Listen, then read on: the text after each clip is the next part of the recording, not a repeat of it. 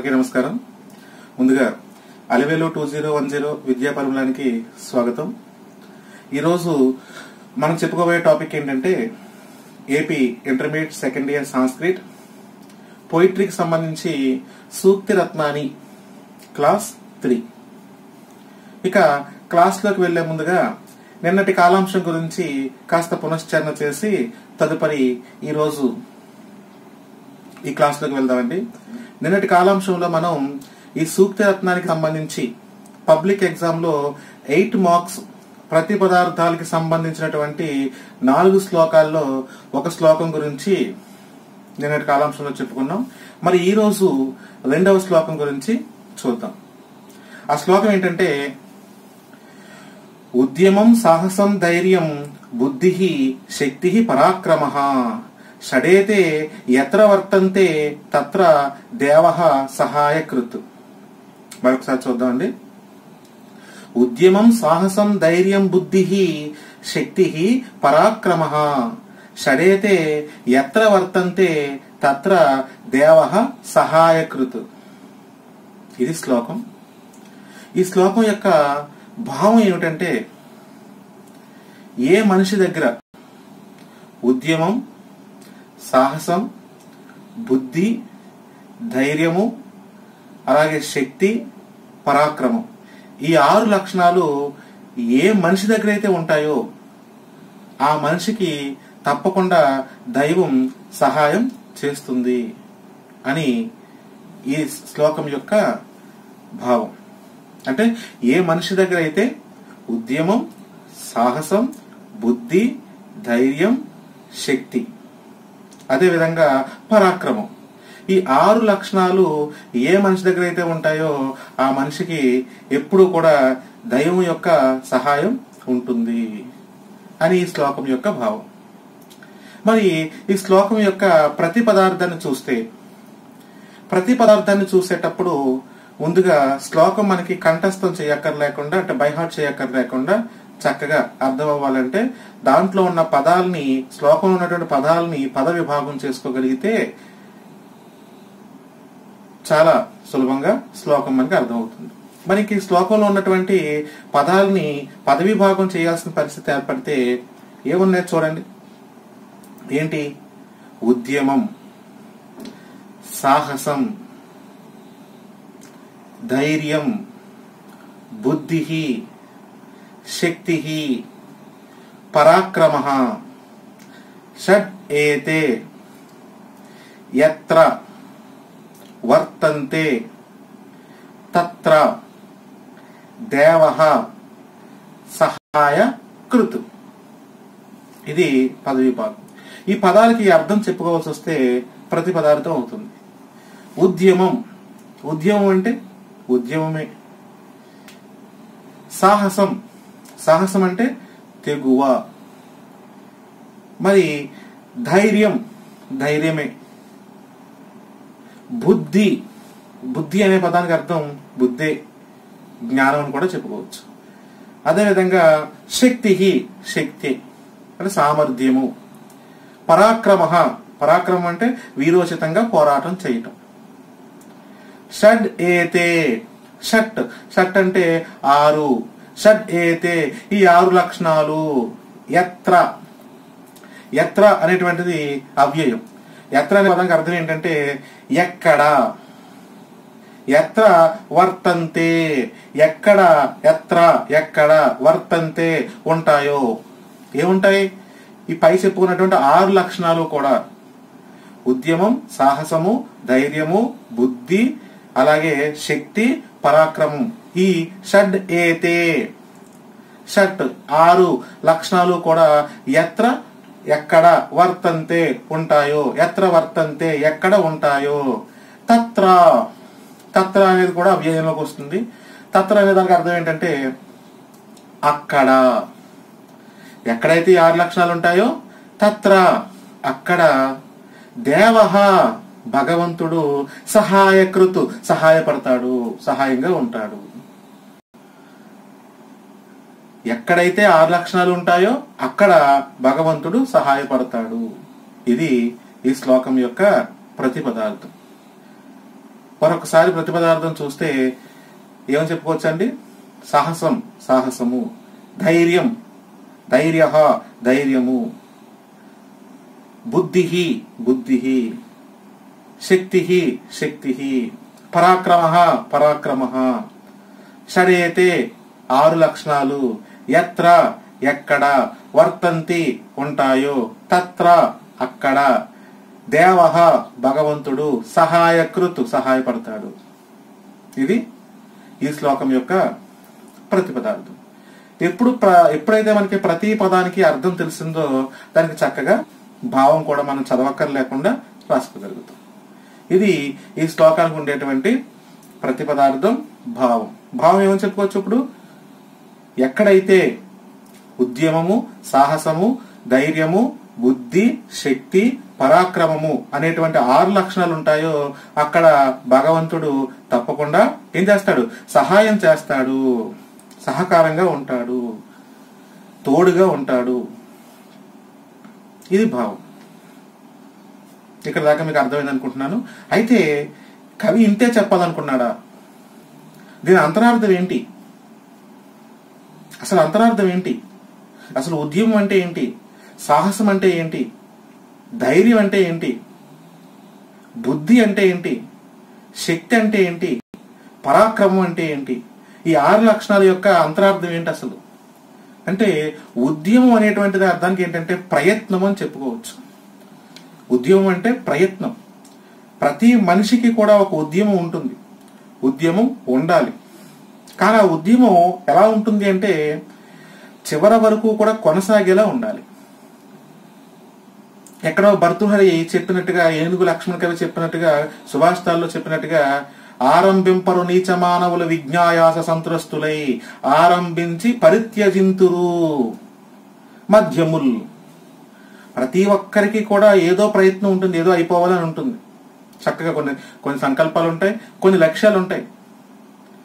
ఈ సంవత్సరం, విద్యా సంవత్సరంలో ఒక మంచి మార్కులతో ఉత్తీర్ణత చెందాలి, లేకపోతే ఒక మంచి ఉద్యోగం చేయాలి, లేకపోతే నా తల్లిదండ్రుల్ని బాగా చూసుకోవాలి, లేకపోతే సమాజంలో ఒక మంచి వ్యక్తిగా ఉండాలి, లేకపోతే ధర్మాన్ని ఎప్పుడూ తప్పకుండా నడవాలి. ఇలా ప్రతి ఒక్కరికి కూడా కొన్ని ఉద్యమాలు ఉంటాయి. దానికి తగ్గ ప్రయత్నం మనం ఏం చేస్తుంటాం?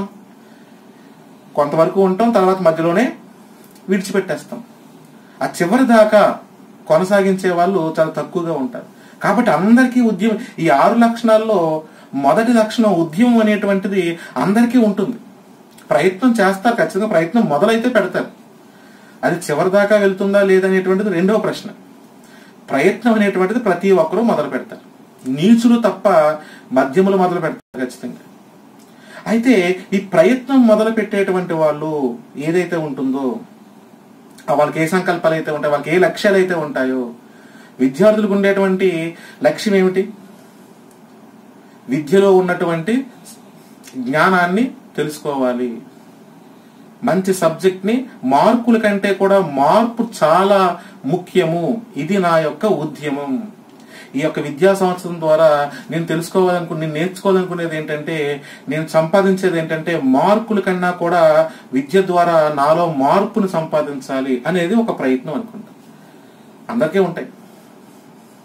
ఆ ప్రయత్నాన్ని మనం ఎంతవరకు తీసుకెళ్ళగలుగుతున్నాం అనేటువంటిది చూసుకోవాలి.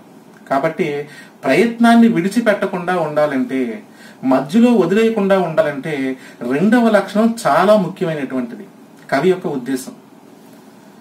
రెండవ లక్షణం ఏమిటి? సాహసము.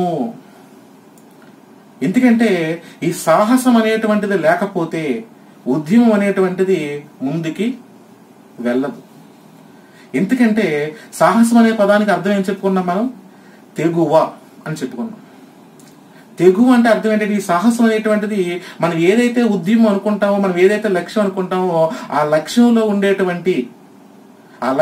ఉండేటువంటి లోటుపాట్లు, కష్టాలు, ఇవన్నీ కూడా ముందుగానే మనం ఊహించి దానికి సిద్ధపడేటువంటి విధంగా మనం రెడీ అవ్వటం. ఉదాహరణకి రామాయణంలో రాముడి క్యారెక్టర్ని మనం తీసుకున్నట్లయితే, రాముడి యొక్క పాత్రను మనం తీసుకున్నట్లయితే, దశరథ మహారాజు అరణ్యవాసం చేయమని పంపించినప్పుడు రాముడికి తెలుసు. సరే అని చెప్పి ఆ రాముడి యొక్క పాత్రని ఈ 6 లక్షణాలని రాముడికి అన్వయం చేసుకోవచ్చు. ఇంకా మనకు చాలా చక్కగా అర్థమవుతుంది. వాళ్ళ నాన్నగారు అరణ్యానికి వెళ్ళమని చెప్పారు, అరణ్యవాసం చేయమని చెప్పారు. అరణ్యవాసం చేయమని చెప్పినప్పుడు ఇన్ని సంవత్సరాలు అరణ్యవాసం ఉండేటప్పుడు అరణ్యంలో క్రూరమైన మృగాలు ఉంటాయి, భయంకరమైన రాక్షసులు ఉంటారు.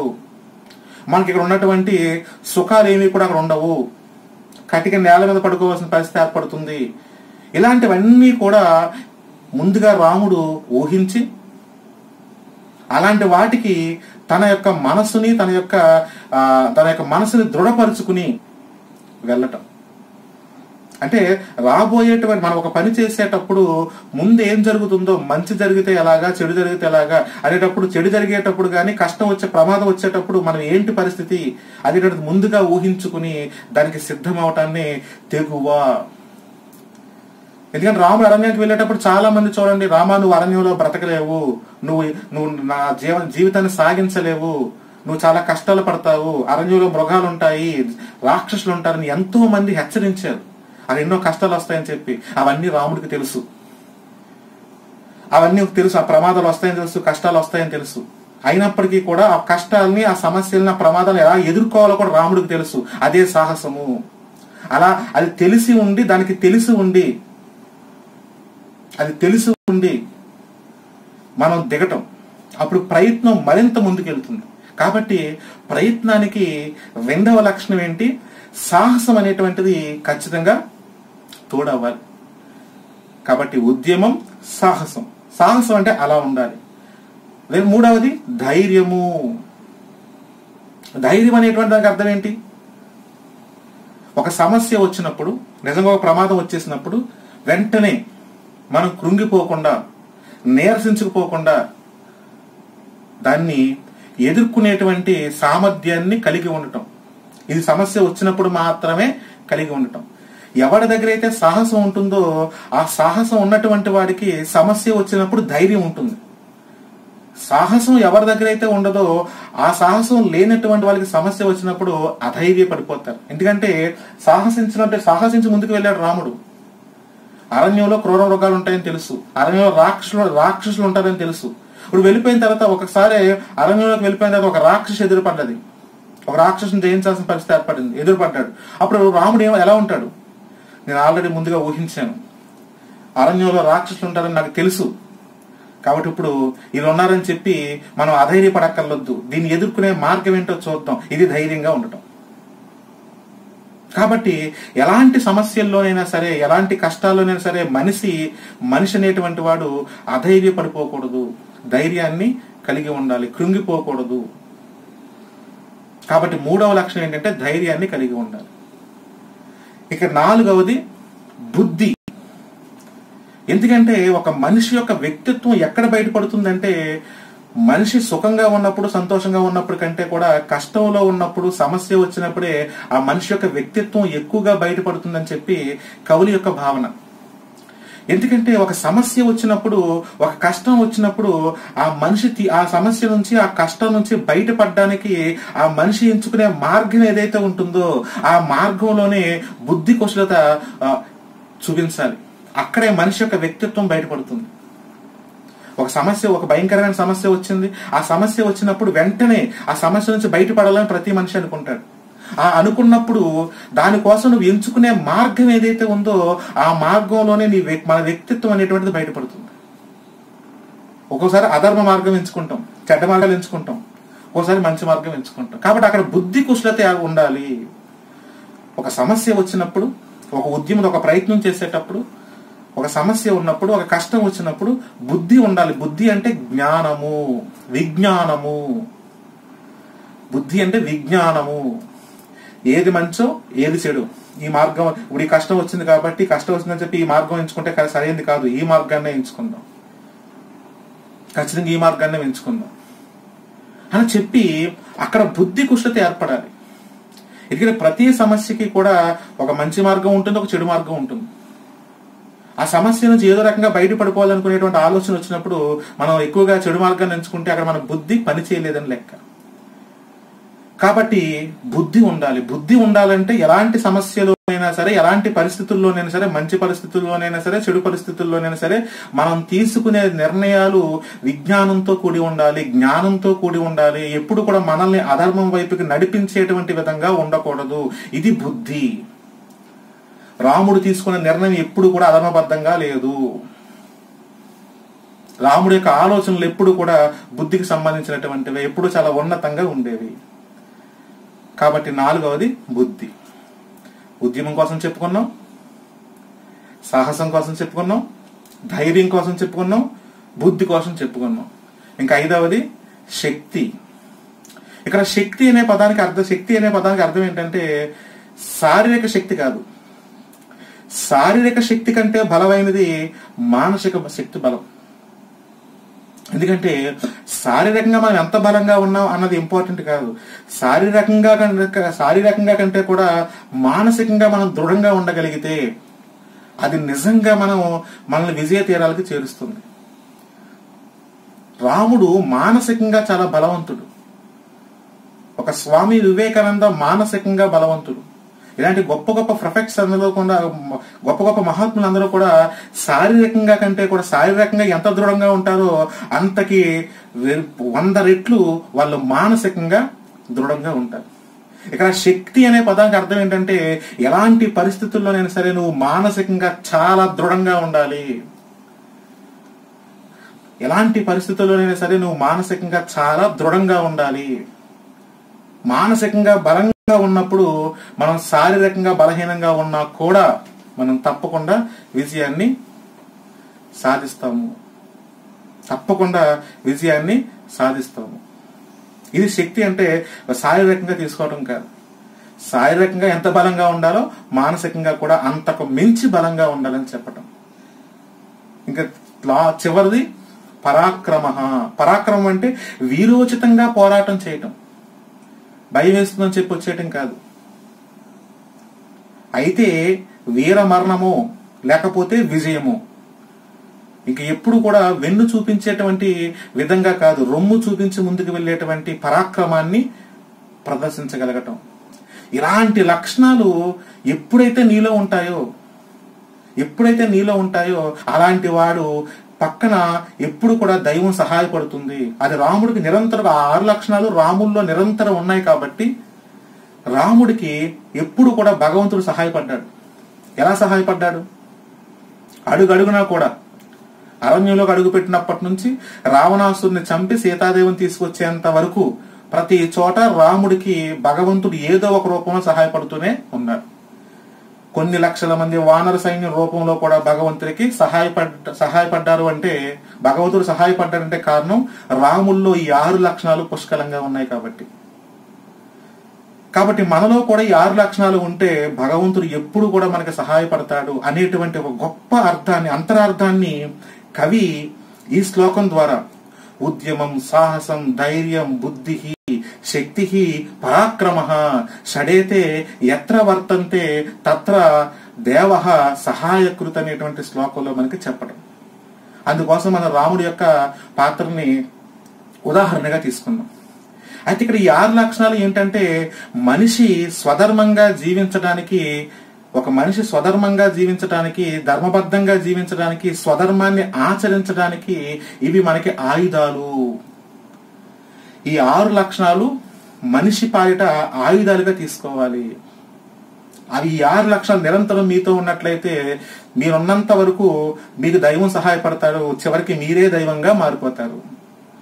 దైవంగా మారటం అంటే దైవం మానుష రూపేనా అంటే మనం 10 మందికి ఉపయోగపడితే అది వాళ్ళకి దైవం సాయం చేసినట్టే. కాబట్టి ఈ 6 లక్షణాలు ఏంటంటే చెడుకు కాదు, మంచికి, స్వధర్మాన్ని ఆచరించటానికి, మనిషి ధర్మబద్ధంగా జీవించటానికి ఈ 6 లక్షణాలు ఖచ్చితంగా కలిగి ఉండాలి. అలా కలిగి ఉన్నటువంటి వాడికే భగవంతుని యొక్క సహాయం ఉంటుంది. అంతేగాని ఇవన్నీ మానేసి ఈ 6 లక్షణాలు మనలో లేకుండా నిరంతరం భగవంతుడి దగ్గరికి వెళ్ళి దేవా భగవంతుడా నాకు ఈ సమస్య తీర్చే, భగవంతుడా నాకు ఈ కష్టం తీర్చే అంటే భగవంతుడు వినడు గాక. వినడు. కాబట్టి 6 లక్షణాలు కలిగి ఉండని అనేటువంటి అంతరార్థాన్ని కవి సూక్తి రత్నాన్ని అనేటువంటి లెసన్ లో 2వ శ్లోకం రూపంలో మనకి చెప్పడం జరిగింది. కాబట్టి మీరంతా కూడా మొదటి చెప్పినటువంటి ప్రతిపదార్థ భావం ఎంత ఇంపార్టెంటో ఈ శ్లోకానికి సంబంధించినటువంటి ఈ అంతరార్థం కూడా అంతే ఇంపార్టెంట్. కాబట్టి మీ అందరికీ కూడా చక్కగా ఈ రోజు చెప్పుకున్నటువంటి 2వ శ్లోకం కూడా మీ అందరికీ అర్థమైంది అని అనుకుంటున్నాను. ఒకవేళ ఎవరికైనా సందేహాలు ఉన్నట్లయితే కనుక కామెంట్ రూపంలో చెప్పినట్లయితే నేను చక్కగా మళ్ళా వివరించే ప్రయత్నాన్ని చేస్తాను. అదేవిధంగా మీకు పక్కన డిస్ప్లేలో మీకు కనిపిస్తున్నటువంటి ఈ శ్లోకానికి సంబంధించినటువంటి ప్రతిపదార్థ భావాన్ని చక్కగా మీరు నోట్ చేసుకుని మీరు చదివినట్లయితే రాబోయేటువంటి విద్యా సంవత్సరంలో మీకు 8 మార్కుల ప్రతిపదార్థానికి చక్కగా ఉపయోగపడుతుంది. కాబట్టి అందరూ కూడా ఈ క్లాస్ ని ఎంజాయ్ చేశారని అనుకుంటున్నాను. కాబట్టి ఇక్కడతో ఈ క్లాస్ ని సంపూర్ణం చేసుకుని రేపటి కాలాంశంలో మరో 3వ శ్లోకాన్ని చెప్పుకునే ప్రయత్నం చేద్దాం. అప్పుడు దాకా సెలవు తీసుకుందాం. Thank you so much.